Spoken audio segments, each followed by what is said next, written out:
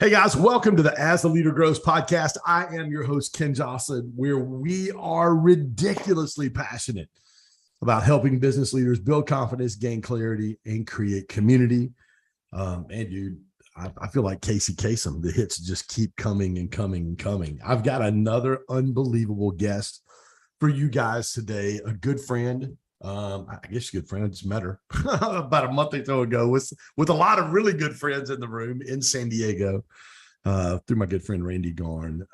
Tara Payton, author, meditation therapist. She's a coach. She teaches clients how to self-regulate, heal anxiety, PTSD, and really embody who they are and become their highest self. She's also the podcast host, #1 podcast called the Happiness Habit Podcast. She doesn't have one book coming out or two books. By the time we finish this podcast, it may be 4 books you may have coming out. Carol, what's up, girl? How you doing? Thanks, Ken. Oh my gosh, so much going on. Like you said, that's kind of puts it all in a nutshell to what the last 6 months have been going on. So I'm really happy to be here. Take just a minute to tell our audience a little bit more about who you are, where you're from, what your world looks like right now. Oh gosh. So I was a 20-year wedding photographer, and after many years of working with Tony Robbins, just realized that is striking a chord of a passion that's deep within me that I kind of always thought it would be something that I had personally. And then when my brother-in-law, longtime veteran, passed away last year from PTSD, it really struck a chord with me that is where I am actually meant to go purpose-wise. And if we can just dive into where everyone else falls into the cracks of their own, the things that they take for granted, the things they don't question emotionally, mentally, etc., we can actually, if we get everybody to step up to the line and take ownership of where they are, where they want to be, who they are, and find their own way, that true north, that compass within, I think that we can create massive change. Then it is within every single person. It's not that we go out and change the world, but if everybody changes within, most of our problems take care of themselves, and our relationships get better, our careers get better, our health, everything gets better when we are in incongruence with ourselves. So everything coming up, I mean, there's, like you said, the happiness habit. If you don't laugh, you'll cry. All of the things that we have going in the works with Insight Timer has just hit. The Happiness Habit podcast has just hit over 150,000 downloads. There's just so much going on in such a short amount of time. My head is still spinning if you can't see it. No, that's awesome. Let's talk about, you're talking about finding your inner self and being true to yourself and those things. You just said you spent 20 years as a wedding photographer. A loved one passes away from PTSD. Obviously, that sent you on a journey to find you and where you're at. So tell me a little bit about that journey. Tell our audience what that was like for you. Well, it was, most traumatic things that happen in our life do give us an opportunity to choose how we define it, what it's going to mean. A divorce could very well mean the end. It could be the beginning. A diagnosis of some kind could be the end. It can be the beginning. It could be the best and the worst thing to ever happen to us. It's a choice. There isn't anything that's matter of fact, cement and concrete in our lives that happens that means something guaranteed.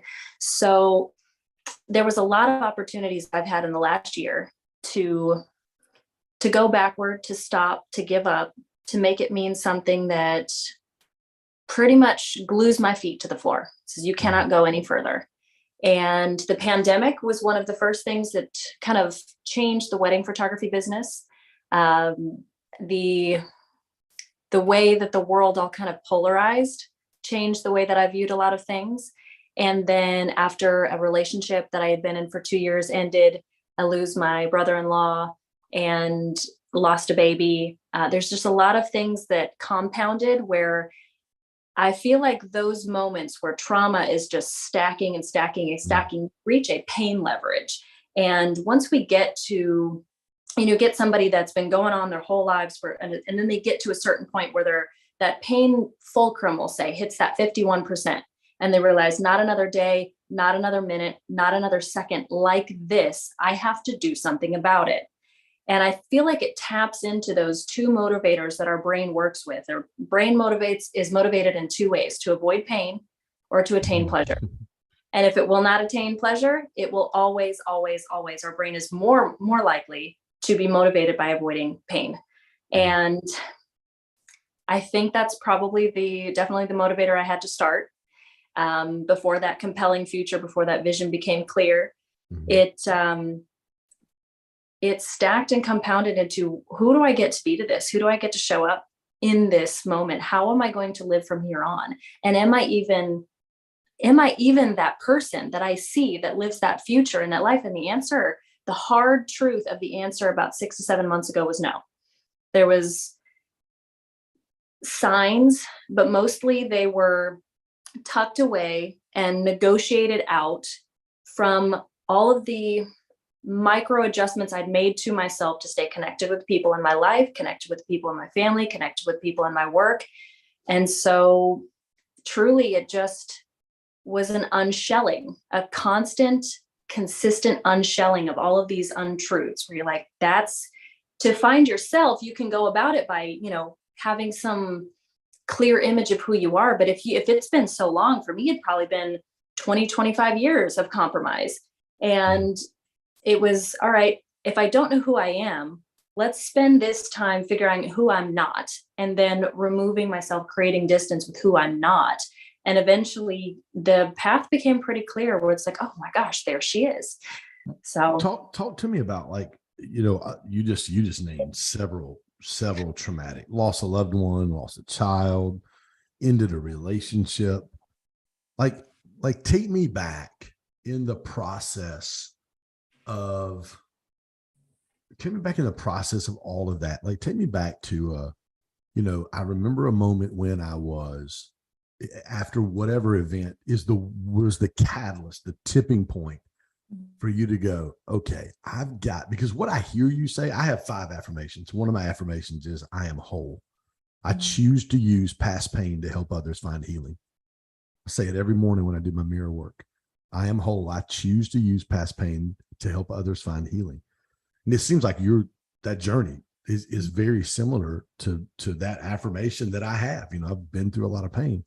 Well, walk our audience through, because there's entrepreneurs listening. There's people, obviously, man, listen, walking through the last 2.5 years with COVID and all this crap we've had to walk through has been hard for people. Walk us through the mindset and the moment you were like, okay, I've got to use this to help other people. Sure. So that's beautiful. And that's, without knowing it, that's probably an affirmation of mine, because I find myself in any type of harrowing moment where I am alone and emptied out. If I'm going through some kind of pain, there is something running in the background that's going, I can use this. And just, if you can just keep your perspective about it's self-talk. It's, Kara, if you can keep your perspective and keep mental notes about what you're going through, it's always a matter of, how will I be able to reflect this and give this to someone else? And moments in my life, my gosh, the first one happened about 6 years ago.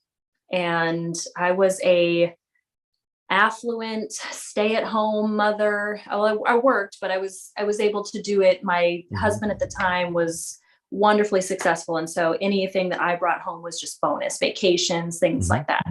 And I was a room parent. I was a stable member of society. I had the big house, the big car, the fancy clothes. Everything was just working out for me. And I walked into my home after a Bible study or something that, the Good Samaritan does to check off the box, that I was definitely not heartfelt in those.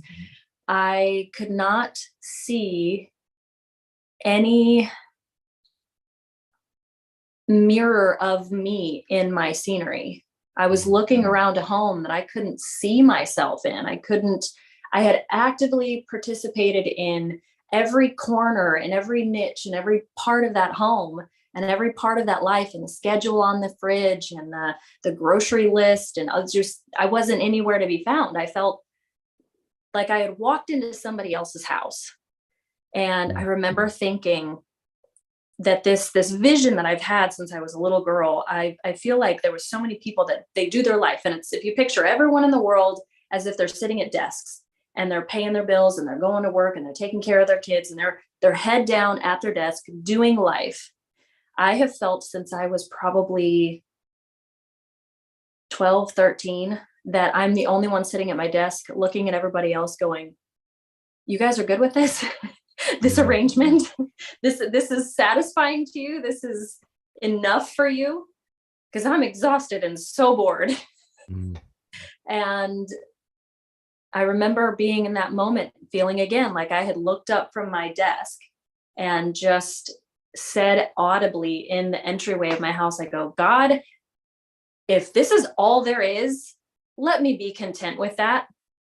But if this is not all there is, break it open, because I can't see anything.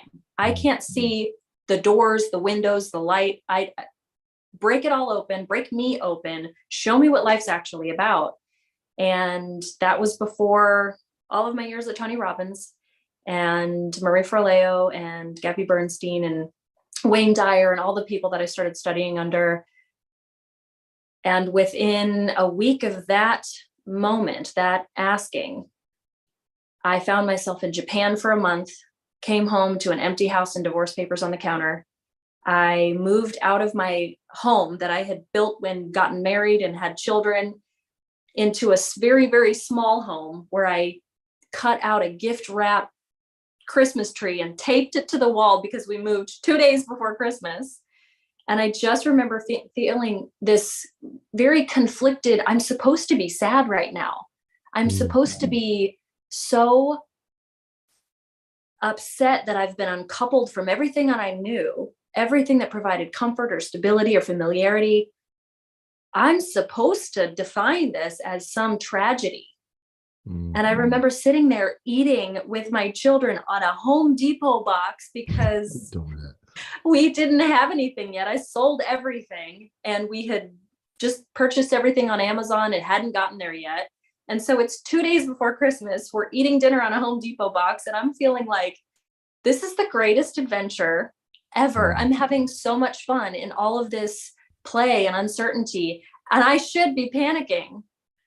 That was the first really big pivot and shift. And I didn't really answer the call all the way until my brother-in-law died.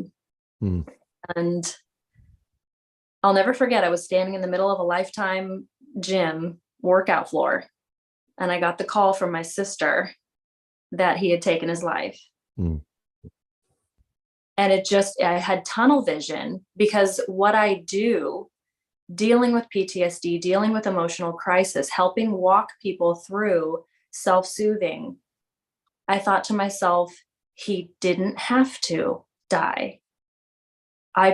There was some sort of call that I feel like I missed, an opportunity that I had taken for granted, thinking that I have my life to create something like that when I'm ready, when I'm qualified enough, when I've entered that arena.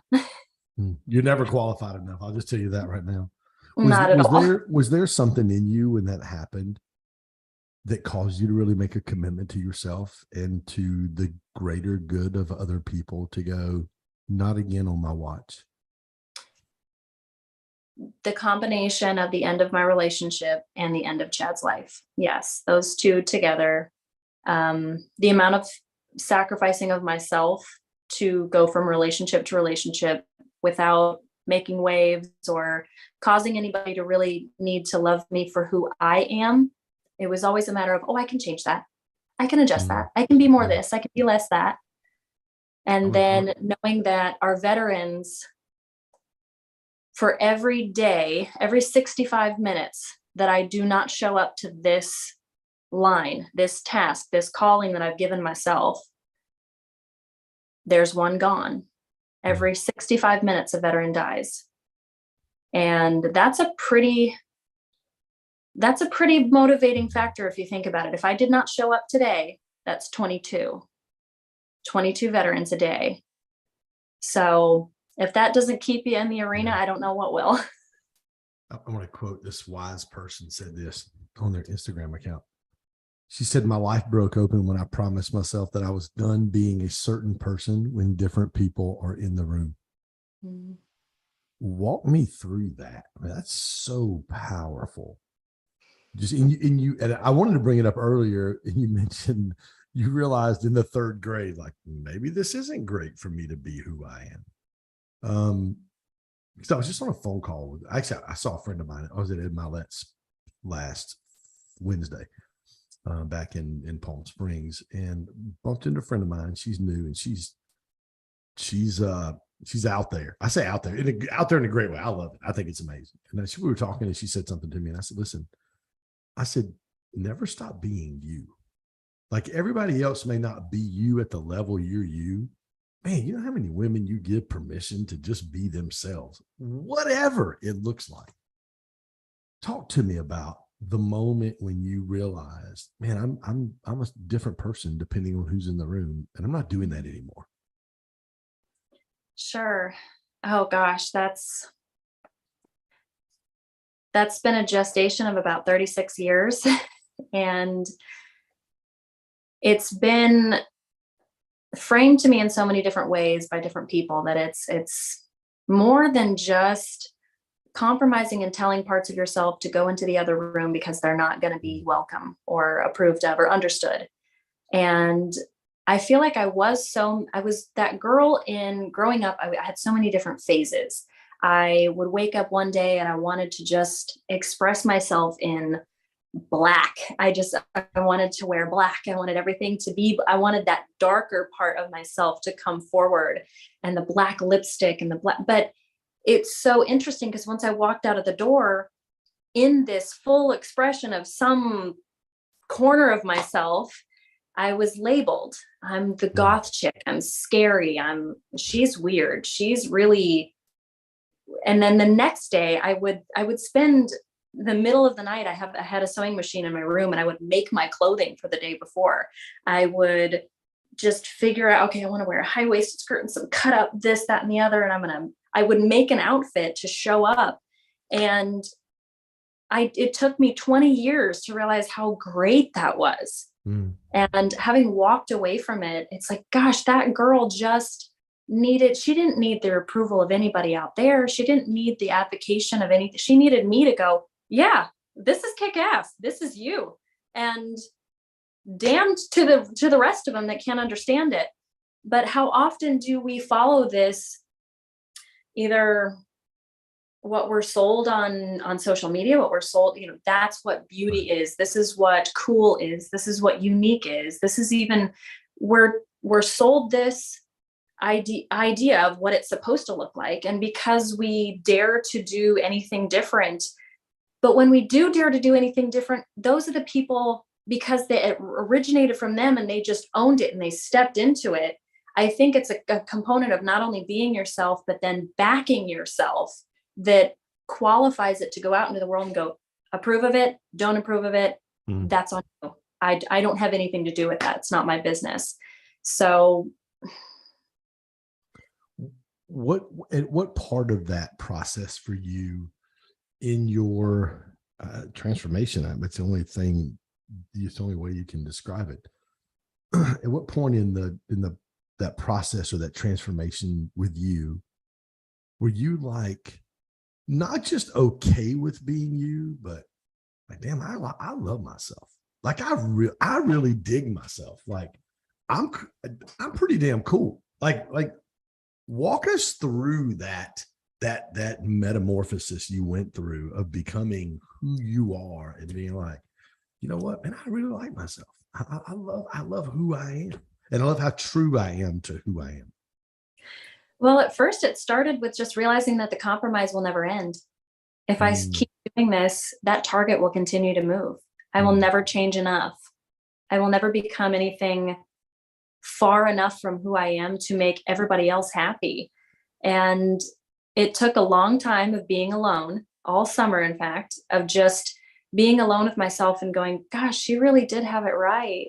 She was just this dirty fingernailed little girl with bug wings in her pocket. And she just didn't care. I mean, she just didn't. And to just understand that, to get quiet enough with that part of observing who I used to be and seeing it, it's just meditation. And meditation means to become familiar with. And so I just meditated for probably 100 days straight this summer. And it naturally occurred that this thing that I've been trying to achieve and attain is never going to be attainable. And even I do attain it, because I think that a year ago, I probably would say that with the external appearance solo, I had attained where I felt I was enough. And the attaining it, sure, but attainability is one thing, sustainability is quite another. And I was exhausted. Yeah. Exhausted. Because with women, especially when you create this high maintenance external appearance with the nails, the extensions, the tanning, the fillers, the Botox, I mean, the working out, and not to say that that's on a linear scale of people that are, do that are bad and people that don't do it are good. It's just, to what end? Mine? It was never mine. My true little girl self just doesn't care. It's not that I, don't care what I look like or anything like that. It wasn't really on my radar. And so all summer, just kind of coming into the idea of, okay, not consulting with anything else out there. Who am I? What does she do? What does she wake up like? How does she feel in the morning? How does she get dressed? How does she stand? How does she speak? How does she relate? And then answering those questions without any other voice or factor was pretty much the whole guarantor of that transformation. There's a story in Sir Ken Robinson's book. I heard this on a podcast one time. I don't know if you've heard this or not. I actually heard this in a message on a Sunday. And he talks about this story about how this mom had a daughter, and I think she was 7, 8, 9 years old. They couldn't get her to sit still in class, so she took her to a child psychologist. I don't know if you've heard the story or not. So they take her to this psychologist, and the psychologist is doing all these tests on this little girl, and the mom's super concerned because she just doesn't fit in. She's not normal. She won't sit still. She wants to talk. She wants to be up. She wants to move. And so the psychologist is in with the mom, and towards the end of the testing, he turned some music on in the room, and they both left the room, and they stood behind a two-way mirror to watch the little girl. And she just got up and she just began to move around the room and dance around the room. And the doctor looked at the mom and said, "There's absolutely nothing wrong with your daughter. She learns through movement. Take her to," and he named off this famous dance school.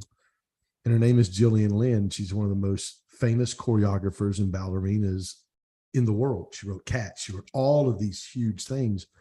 And every time I hear that story, goosebumps. Every time I hear that story, I think of people that don't, like when I first met you, I knew you didn't fit in the mold. Like you're just different.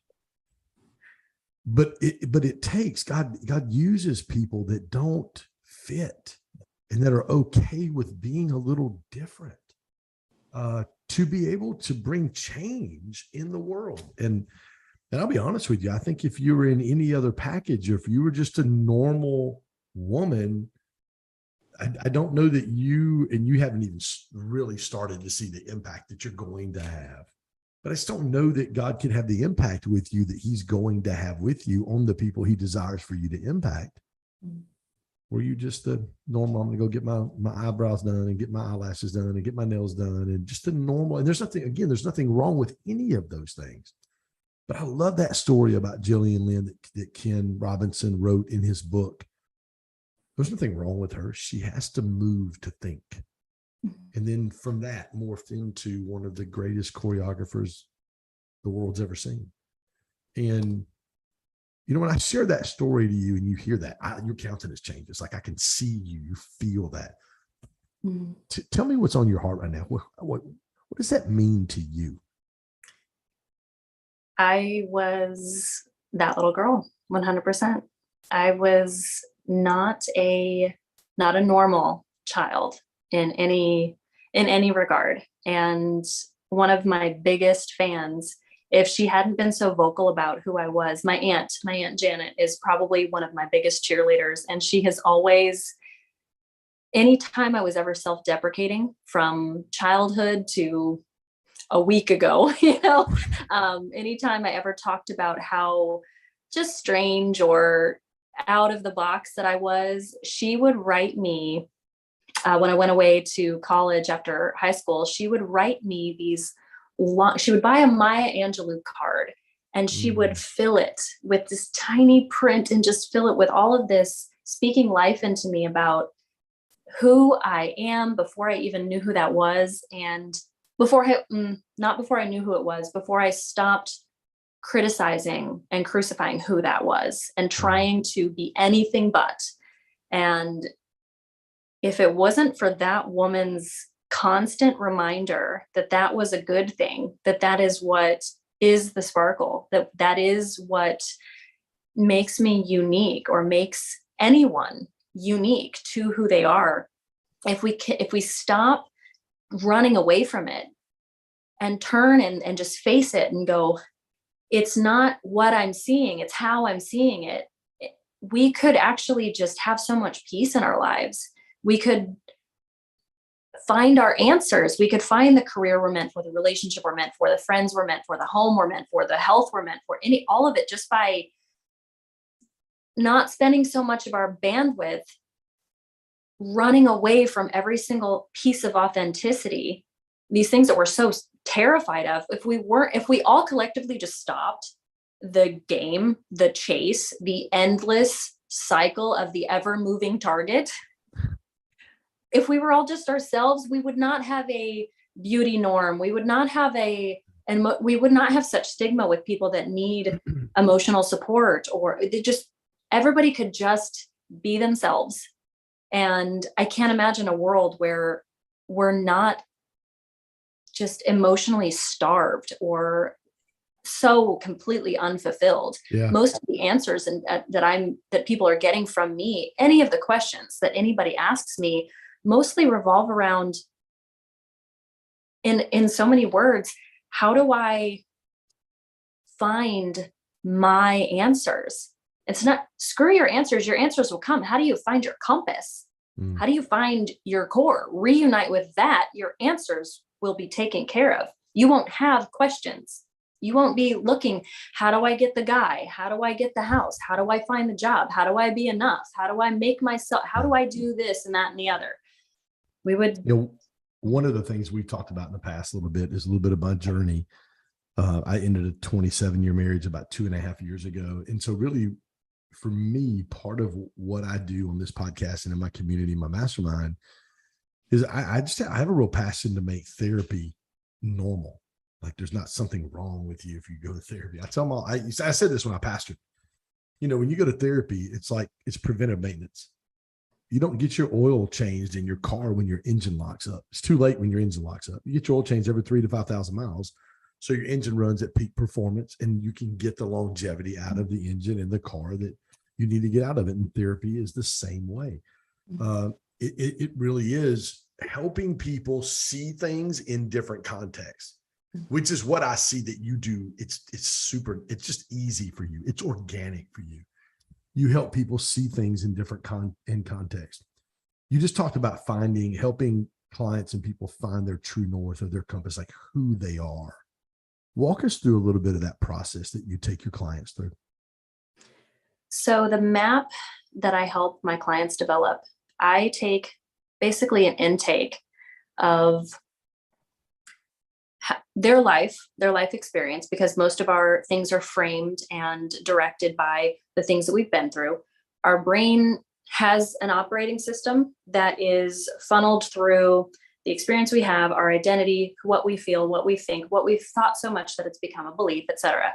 And so I like to get a good groundwork of who I'm dealing with on a very categorical, almost non-emotional, just a very logical, okay, here's the general makeup of how this person's brain is motivated, it's been rewarded, the things that have been altered, who they've been told to be as a child, etc.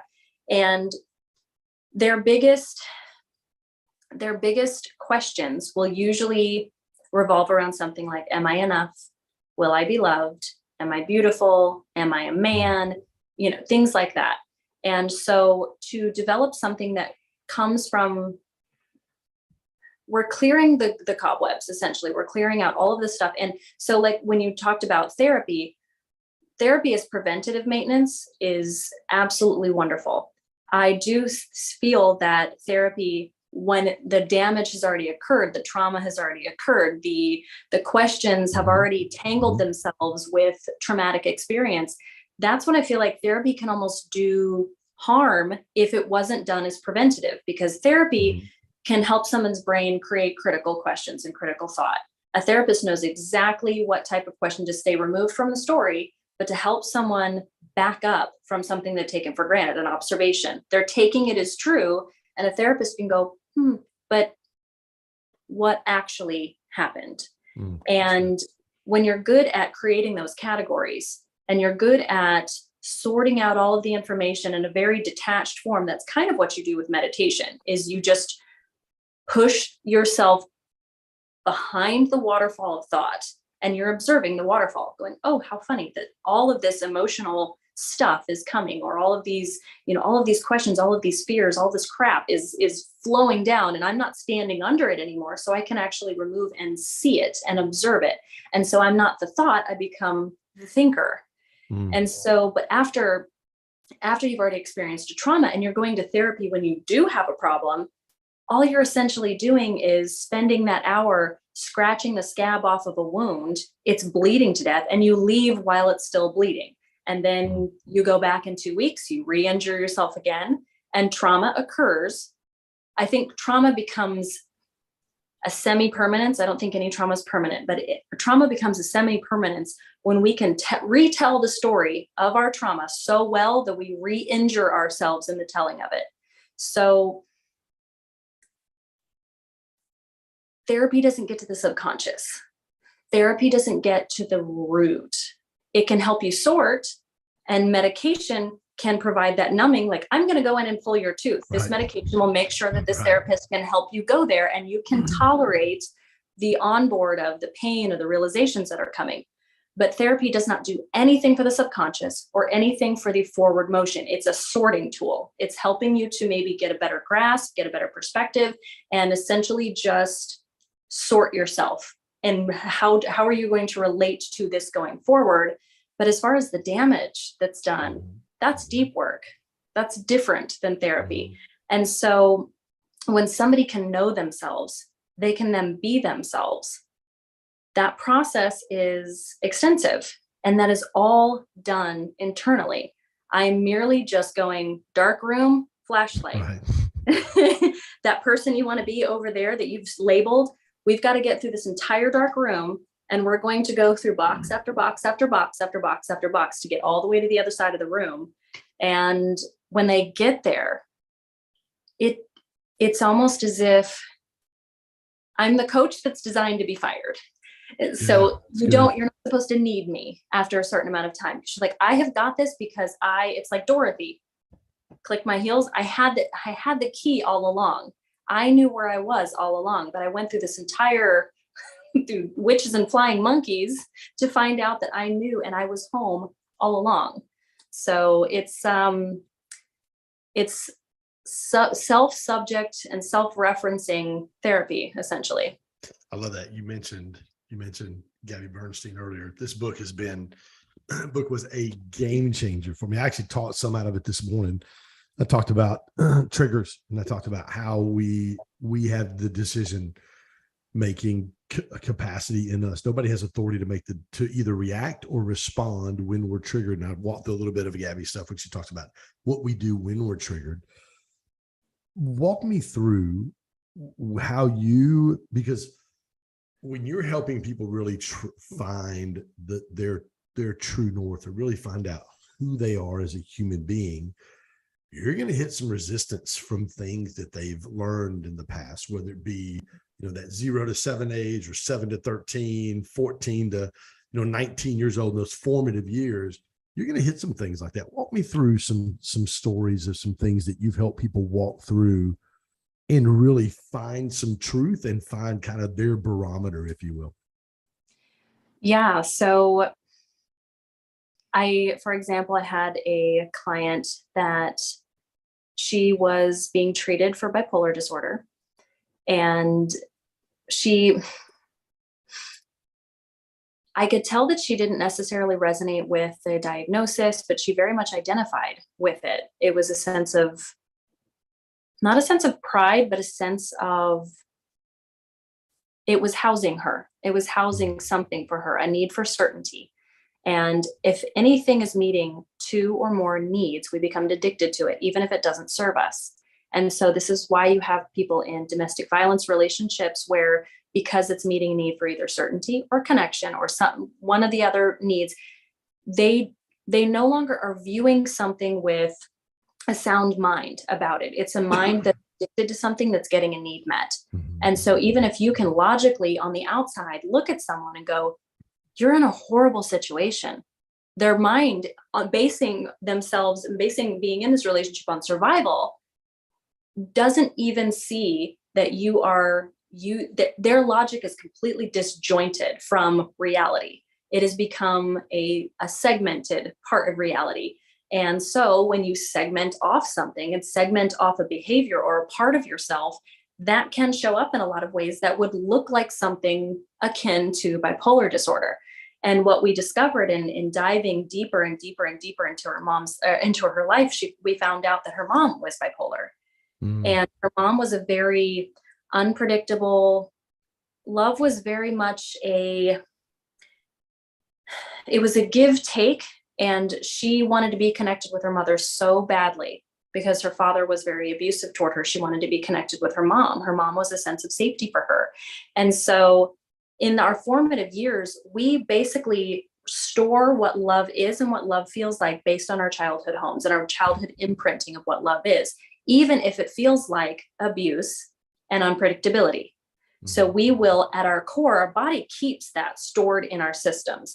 We will find a way to match up to abuse and an unstable environment if that's what we were grown up with. And so she was looking for abuse and instability without even realizing it as love. And the catalyst for her coming to therapy was discovering that she had exactly had the amount of marriages, the amount of children, her chapter. She basically recanned her mother's life. Yeah. And we found out that her bipolar disorder was actually her mirroring her mother, her mirroring her mother's behavior and mannerisms because she wanted to be connected to her. She wasn't actually, when we discovered this, she went off of her medications. She never had another episode. It stopped from that day forward.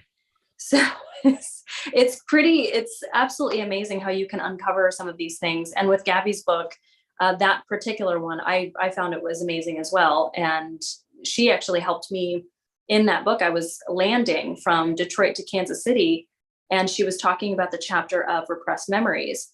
And I do not remember a thing that happened in my life before the age of 13. And reading it was triggering some very profound resistances I found within myself. And when you do that with clients, you will come up against this tangent in their life where they came to a crossroads where they can either stay on course or compromise in some way. And our brain will always choose the compromise if it means to be loved, to stay connected. We're children. This is what we do by default. It's to survive. We need to survive. And love and connection means survival. So we'll come up against something in our lives where it was either we had to choose ourselves or we chose love and connection. We chose integrity with ourselves or we choose to belong. And we will always, especially as a child, we will choose belonging. It would take a very, very, very advanced mind as a child to choose, no, that actually doesn't resonate with me. I'm going to stay solid with who I am. Yeah. So we'll definitely in clients' journeys, we'll find that at 7 years old, they were in a moment where they had to out a parent for theft to their church leader or landlord, and we don't, even though we know it's true. We don't want to do this to somebody that we belong to, that belongs to us, that we're connected to. And so it's the very first moment. And so now it translates later in life into allowing thievery, allowing abuse, allowing lies, allowing affairs, allowing drug use, things that just do not resonate with who you are and what you want around you.